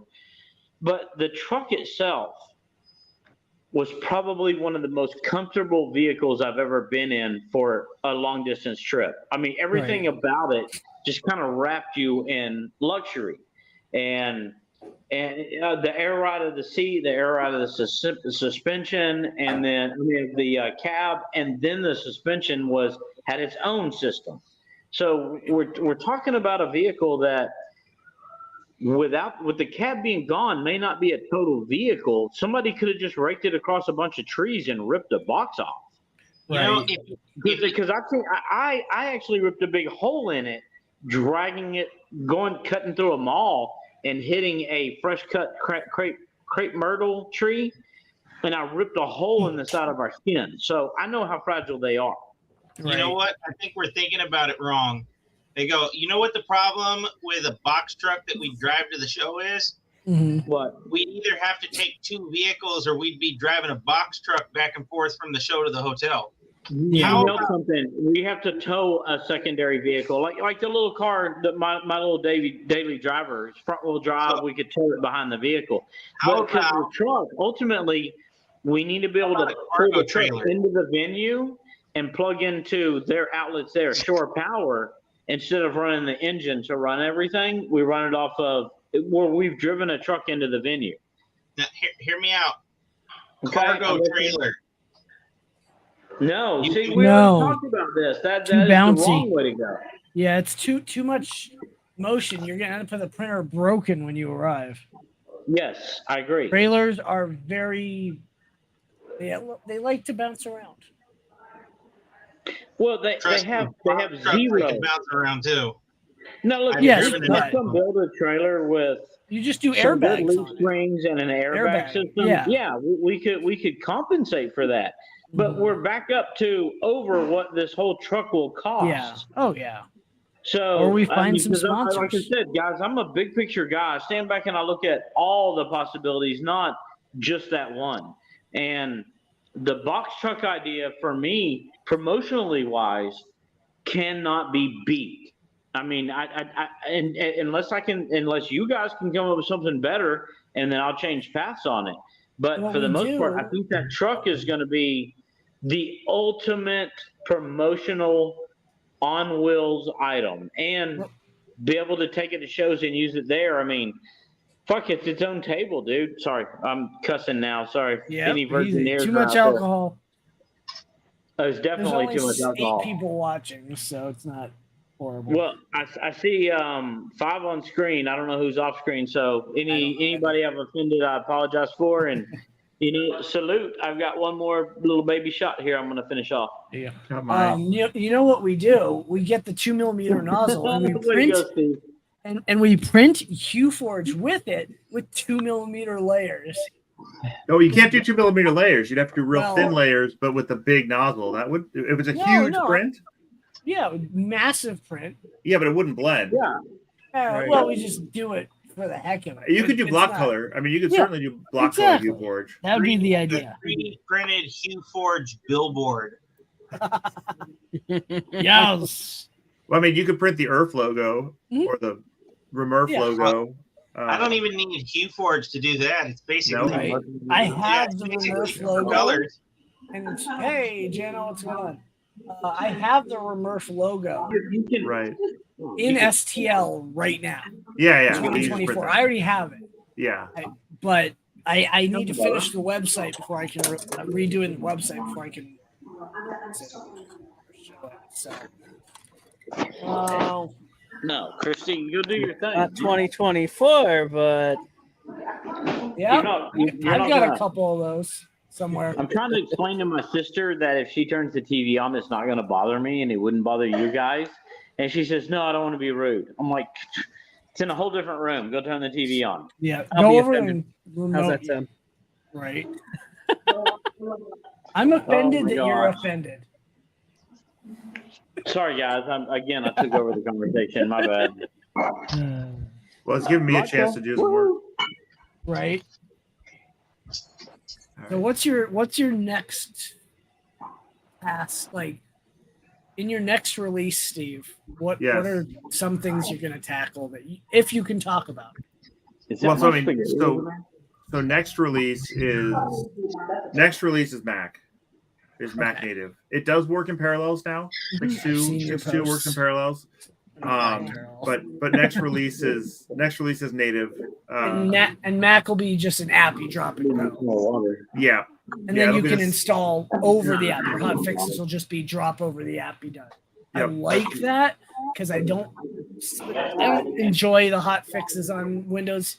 Eventually EXE, I'm sure, but installer. But installers are kind of they're a mixed bag, right? They're really nice for the users that aren't necessarily totally familiar with how to update and things like that. But I hate having to install and have it reach into your system everywhere and do everything. So I prefer the zip drops, but long term long term it's gonna have to be an installer. But yeah, it'll just be a package you drop in. And so then after that, it'll be a deep dive into color aware or color control. And that will be my first real push where I push features out to my commercial and higher tier subscribers first. They can beta test and go through and say, it'll be alpha first. We hate this. We like this. This is confusing. This is easy. Let's adjust it until it's good and stable and everyone's happy with it. And then I push it out to everybody. Is it now your commercial tiers? Is that everyone but the $12 tier? Correct. Yeah. Everyone but the $12 tier gets. I did the 30, so gets to be my alpha testers, alpha and beta testers. And what are the tiers? I'm sorry, I was kind of. There's 4 tiers. Right. Anything above personal gets access to test builds. So I will do probably a short period of test build for Mac just to make sure it works on other people's Macs and not just mine. But that one will probably be really short. I've got an M2 Air I'm willing to test on for you. That's what I have. So you can tag me in the email list. Okay. So I'll push that out, but then I'm hoping to just have that be a couple days and no showstopper bugs that are awful, and we'll push that out. But for color aware, I expect it to be a back and forth for a little while before we get it to where people are happy with it and the controls are make sense and the functionality makes sense, and then everyone will get it. But that's a benefit to the commercial customers anyway, so that they can say, well, I want to sell stuff with this, so I want these features before everyone gets it. Ian, you still on? Yep. Dude, my phone, everything is so tiny on my phone. Sorry guys, I can't really see who I'm looking at. Okay, Steve, Ian, like I said, is my guy. I mean, he's the. If I need something modeled that's very complicated, anything modeled. Let me rephrase that. If I need anything modeled, he's the guy I go to. So the reason I purchased your software was really for him, but like I said, I want to play with it. Yeah. So if there is a tier we should be on, Ian, should we be on the max tier? So you got lifetime professional, I believe. So you're good. Yeah. That does everything you need. Oh, you're good. Okay. Yeah. All right. So if here's there's another something new or different, dude, definitely let me know. And I'll make sure I Okay. take care of it so he has access to it. Okay. Here's a question, Steve. Yeah. Now you're developing for Windows and Mac. Do you have to develop them separately, or is it all in one kind of thing as the features and everything? Good question. So the way it generally works is as you figure out what the differences do have to be, you generally put in the code, it's pound define. You put stuff in the code that says for the areas that need to be different, this one compiles in this section, this one compiles in that section. And if you do it right, you minimize the number of times you need to do that. And then mostly everything's compiled all together the same, and just a few little bits are different. And a lot of it's handled by the widget toolkit I use, Qt. But one of the things I ran into is that Qt by default in Windows picks a font that Mac doesn't have, which is really annoying. So I actually tried to fix that by picking a different font. So we'll see if I succeeded or not. But it was complaining and giving me all kinds of issues about the font not existing. But the biggest issue I'm aware of right now. Can't you just include an installer for that font as part of? He doesn't want to do an installer. No installers. But also I don't know that I have the rights to install that font. Like I don't know what the rights are versus Windows. Like because it comes with Windows, but it doesn't come with Mac OS. Do I have font rights to push it to Mac OS or not? I don't know. I would rather just pick a font that they both have, or there you go. No, that's the right path. I agree with that. No, I think you're doing that the right way. But that's not a huge lift. It's just something that annoyed me. I'm like, why would you pick this as your default font for a cross-platform tool set if it's not on both platforms? Use a nerd font.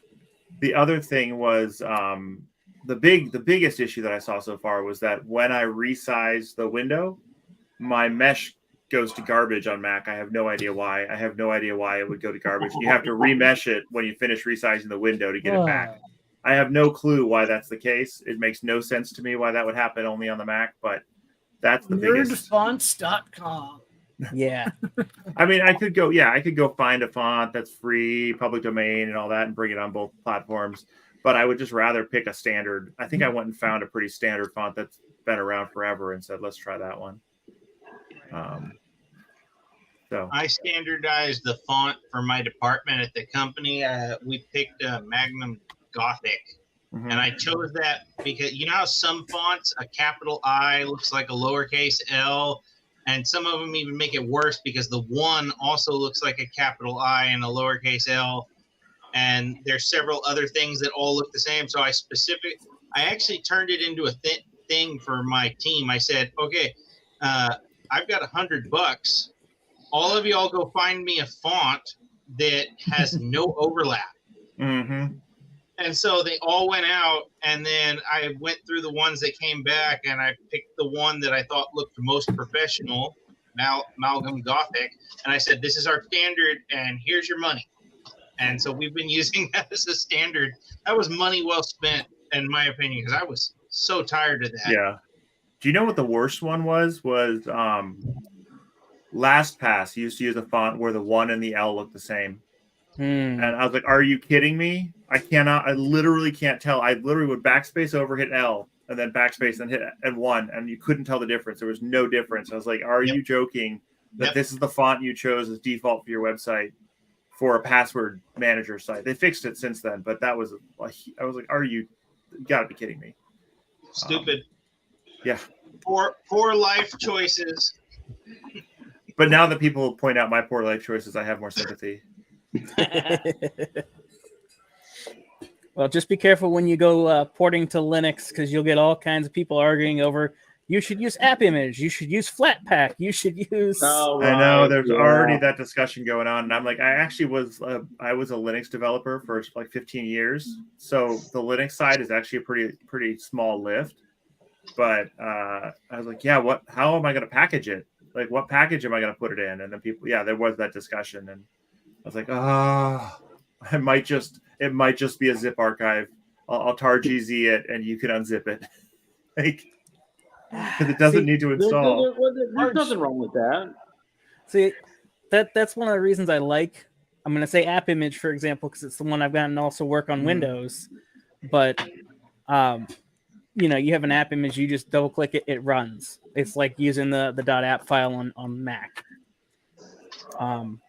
Yeah, But I don't give that to Windows people, so why would I give it to Linux people? Well, you know how many? Because we like Linux people. How many Mac people do we have online right now? I'm Windows and Mac. You suck. Really? You that's treason, dude. Okay, And I mean, here's the deal. Mac has some incredible math processing, and they used to dominate the market. Used to. Mm-hmm. The Windows stuff that's out now, I don't want to say it rivals it at its best, but it rivals it with benefits. And I am not the dude. I used to be all IT. I was the guy. I did that. I retired from the IT industry, but I know I'm 100% solid. Mac is not the future. The technology is, but not their software. Sorry, I didn't mean to throw that out. I'm jamming on some like incredible spaghetti right now and vodka, so whatever. I don't know if this is true or not, but my cousins used to tell me that Windows sucks and Mac is the best, and they said Mac is so advanced it doesn't need an antivirus, and I said Mac doesn't need an antivirus because anybody writing a virus wants to write it for the majority of computers out there, and that's Windows. Yep. Very much. It just hasn't been attacked. That's it. So I will say I do really like the Air hardware. I still find Mac OS very difficult to use, but that's just because I'm not used to it at all. You know, I've been Windows almost my entire life. There's a learning curve to it, but once you get used to it.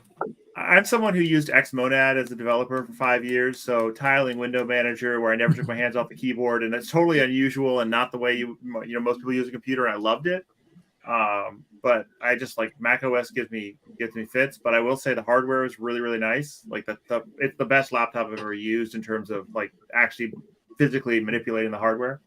Dude, I would love to have an updated, new, bleeding edge technology Mac running a whatever the latest Windows is, and now you're talking about a powerhouse. You can't right now, unless it's parallel. Mac, they use RISC technology, and that's something I always try to incorporate in my designs. Back in the day when I designed stuff was more on the RISC side, RISK side, right.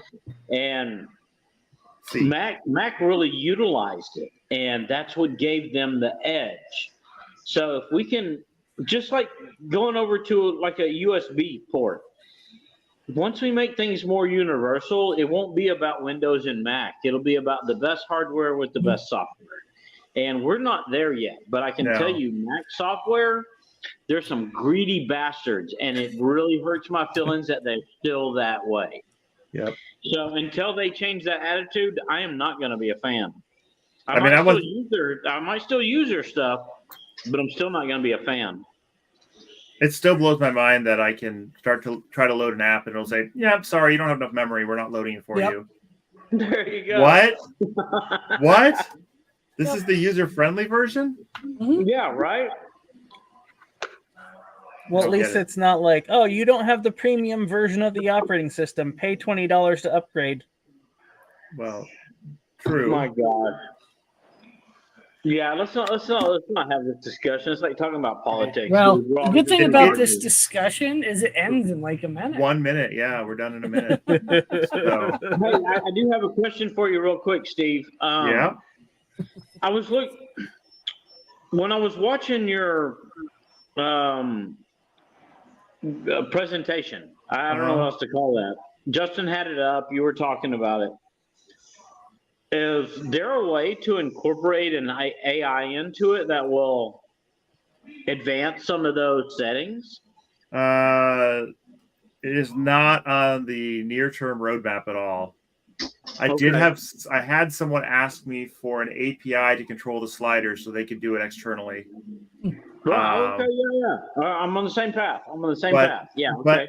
But I like it as an artist tool and not as a automatic generative tool. You know what? I feel bad. I didn't even look at it from that perspective, and you're right. It is, and I'm sorry I didn't look at it from that direction. No, I that's am good. a big picture guy, and I didn't even consider that. I considered the ways to make it better without considering the core. I apologize No, for that. that's fine. I mean, it's a common question, and I appreciate that you can see, where I'm coming from on that side. Honestly, but yeah, if watching other people develop artistic AIs is anything to go off of, you get about 70% of the way there, and that last 30% is hell of a lot of tweaking.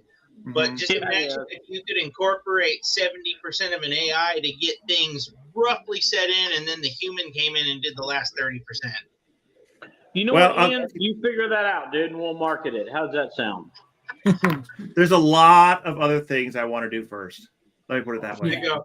Right. It's your company, your software. I'm just throwing out ideas. Yep. No, there's a lot of stuff I want to do first. Yeah. There's a lot of ideas coming at you too. So. Yeah. And not just from this group. No. So. Yeah. Well, guys, I would like some feedback. I want you guys to think about what I said about the truck.